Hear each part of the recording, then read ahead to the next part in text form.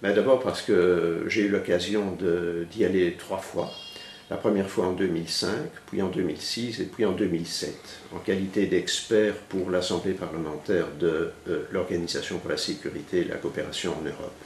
Et donc la condition, c'était de ne pas avoir de contact avec les détenus, mais par contre, en revanche, nous avons eu, en tout cas la délégation a eu beaucoup de contacts avec les officiels, à la fois civils et militaires, que ce soit au Pentagone, au département d'État et à Guantanamo, bien sûr, avec les autorités militaires du camp.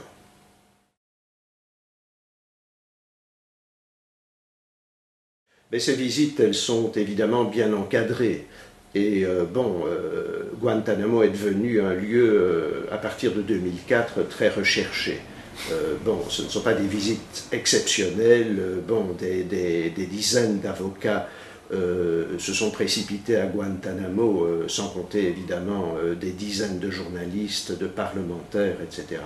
Alors ces visites sont extrêmement bien préparées par les autorités militaires.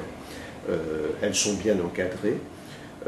Elles se déroulent d'une manière fort courtoise et les questions parfois sont gentiment éludées pour éviter d'y répondre très directement. Il n'est pas question d'interviewer des prisonniers, bien entendu. Personne n'a de contact avec les prisonniers, sauf les représentants de la Croix-Rouge internationale, et puis, bien entendu, par la suite, à partir, comme je viens de le dire, de 2004, des avocats qui ont été donc mandatés par souvent des organisations de défense des droits de l'homme, notamment.